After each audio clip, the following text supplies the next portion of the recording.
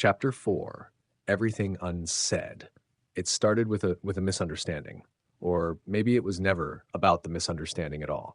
They were supposed to attend a fundraiser brunch in the Hamptons.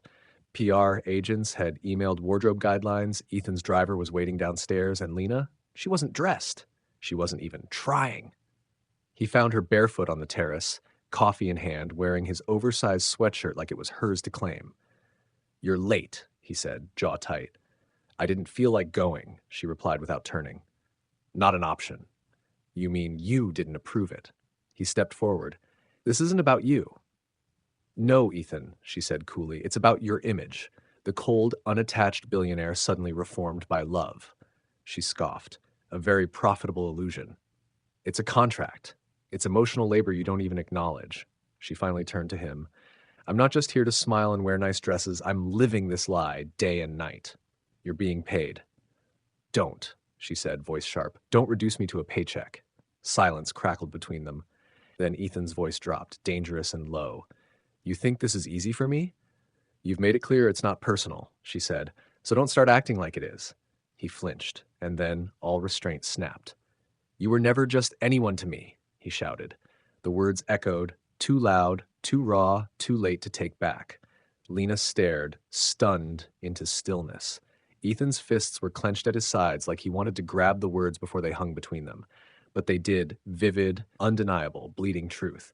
"You think I walked away because I stopped caring?" he said, breath ragged. "You think I built all of this because it meant more than you?" The air between them shifted, thicker, heavier, threaded with years of silence and everything they never said. His eyes dropped to her mouth. Her breath hitched. She hated him. She missed him. She didn't know where those feelings ended or began anymore. And then he kissed her.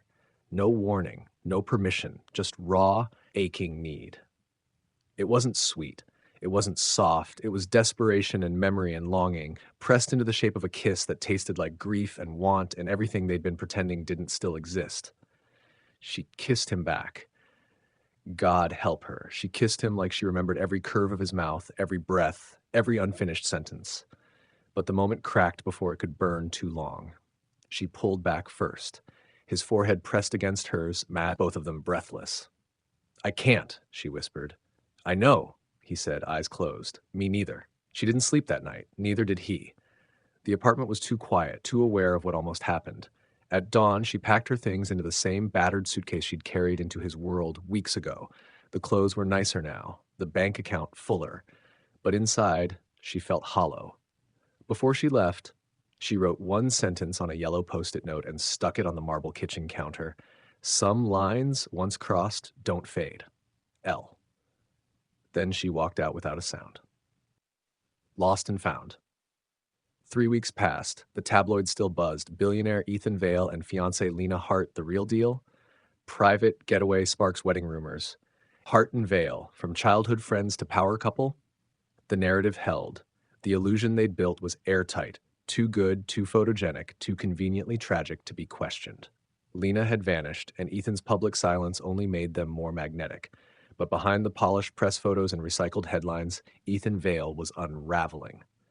His penthouse stood quiet, museum clean, but something had shifted, subtly, irrevocably. Her coffee mug still sat beside the sink.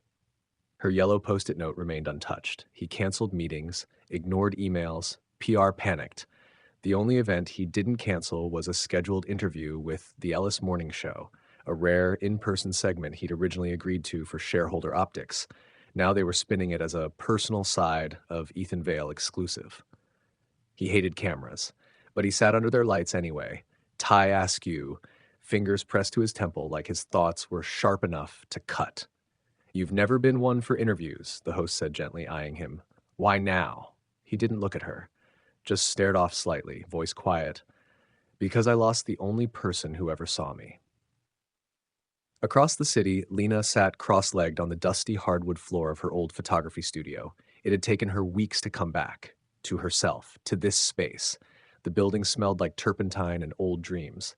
Her old keys still worked, though the landlord hadn't expected her return.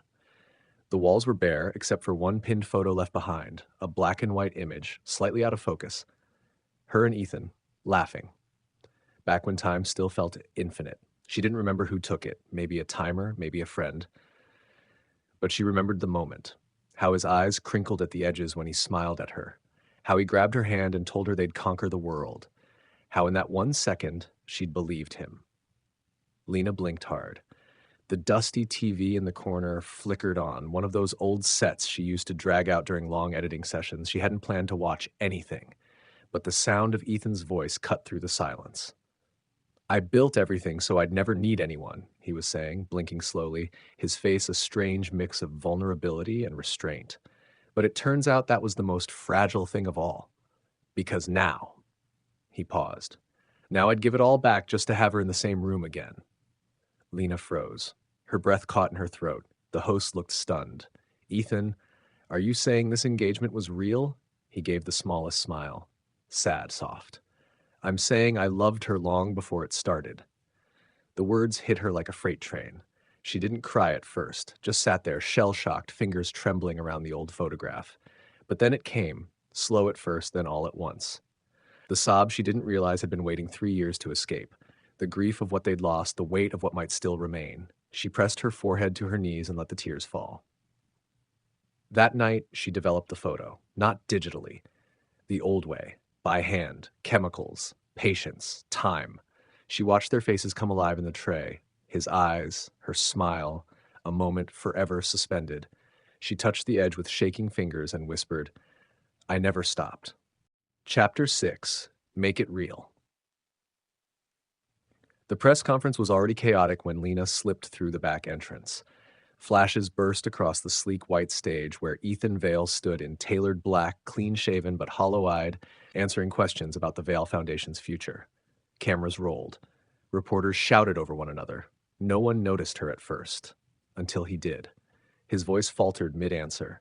His eyes locked on hers like gravity had finally won. Time fractured. She didn't wait for the murmurs to die. Didn't reach for a mic. No big speech. Just walked straight toward him through the crowd, her boots loud against the marble, her heart louder in her chest. When she reached the edge of the platform, Ethan stepped forward like he wasn't breathing until she was close enough to touch. She looked up at him, steady and clear, and said one thing. This time, if you're going to ask me something, make it real. Silence rippled across the room. Ethan's jaw worked slightly, like he was trying to piece his soul back together before her eyes. And then he nodded, slow, reverent, like he didn't believe he'd been given this chance. No PR script. No lawyers. No contract. Just him and her. He reached into his jacket pocket, and the second she saw what he was holding, her breath hitched. It was the camera. The old film one he'd knocked off the dock when they were 17 in a fight that had spiraled into tears and broken trust. It had been her favorite. She thought it was gone forever. But here it was. Carefully restored, polished, the leather worn in the same familiar places, the crack in the lens casing sealed but visible like a scar that chose to heal instead of disappear. He didn't say anything, just held it out to her with both hands, like it was something sacred. I'm sorry. I remember. I never stopped caring. I'm ready. All of it, unspoken in the gesture. Lena's fingers curled around it, trembling, and then Ethan dropped to one knee. No theatrics, no jewelry, just him, bare-eyed, asking without pride. Stay. Not for the money, not for the press, just stay, for me. She didn't hesitate. Yes, she whispered, but we build it for real this time. No illusions, no pretending. Ethan's eyes shimmered, only the truth. Later that night, they danced. No music, but the hum of the city. No one around but the stars and the breeze and the version of themselves that had waited years for this moment. The rooftop of his building had been empty for years, a place he came to think, to escape, to ache. Tonight, it belonged to them. She wore no shoes. He held her waist like he'd never let go again. Her head rested against his chest, and they swayed, slow, gentle, weightless. Still cold, she murmured against his shoulder. Only on the outside, he whispered. She smiled. I know. He pressed a kiss to her hair. They weren't the same people they'd been. Not the kids in the photo. Not the bitter adults they'd pretended to be. They were scarred, yes, but they were here, messy and real and choosing each other. This time, for keeps. 1 year later. March 17th. Exactly 1 year since Lena had walked into a press conference and handed Ethan his heart back. The world had moved on since then. attention spans short, headlines ever shifting. But their lives had quietly rewritten themselves. Not in dramatic gestures, but in little things. Like morning coffee made exactly the way she liked it. Cream first, swirl twice. Like the way he'd learned to leave his office door cracked open when he was overwhelmed, so she could slip in without asking. Like the camera he gave her, now resting in her studio window, worn and loved, its first new photo in years framed above the desk. That morning, Ethan woke to the smell of cinnamon. The apartment was filled with soft light and the windows fogged from the oven warmth. Lena stood barefoot in one of his old dress shirts, her hair up, a line of flour across her cheek like a kiss she hadn't noticed. He leaned against the doorframe, silent. She felt him before she saw him, always did, and turned with a smirk. "You're staring like I'm a painting." "I'd argue you're more of a sunrise," he murmured, stepping forward. "Less still, more dangerous." She laughed, soft and real. "You know what today is?" she asked. "I do." He reached into the cupboard, pulled out a small white box, and slid it across the counter. Inside wasn't jewelry, or a key, or anything dramatic. It was a roll of film, hand-labeled in his blocky handwriting. Year 1. Us. "I started keeping track," he said. "Since that night, little pieces, quiet moments. You didn't know, but I've been learning how to use it." She picked it up like it was gold. "You took photos?" "I took memories. Figured you could teach me how to develop them." She didn't cry, but her eyes glistened like maybe she wanted to. Then she reached into her own pocket and pulled out a folded sheet of paper, unfolded it slowly. "I signed it," she said. Ethan raised a brow. "Signed what?" "Our lease. On the house. The one in Brooklyn with the skylight and the creaky stairs." He blinked. "You want to buy it?" She grinned. "I want to live in it. With you. For real." He crossed to her, framed her face in his hands. No press, no deals, no secrets. Just them. 1 year later, stronger, softer. Still healing, but together. "You're sure?" he asked quietly. "I'm still choosing you," she said, and he kissed her like he believed it now, like he finally believed someone could love all the broken parts, not just the shell he showed the world. That night, they stood in the backyard of their new home, string lights blinking above, a record player humming something low and vintage. Lena wore a paint-streaked hoodie. Ethan wore her old college sweatshirt. They were barefoot in the grass, holding hands, a little off-tempo as they swayed under the stars. No spotlight, no storm, just peace. And the flicker of a camera shutter, catching the moment from the windowsill, unposed, unscripted, unforgettable. The end. The end. They faked forever and found something real. Scarred, healing, and finally home. Lena and Ethan's story is proof that love doesn't need to be perfect, just true.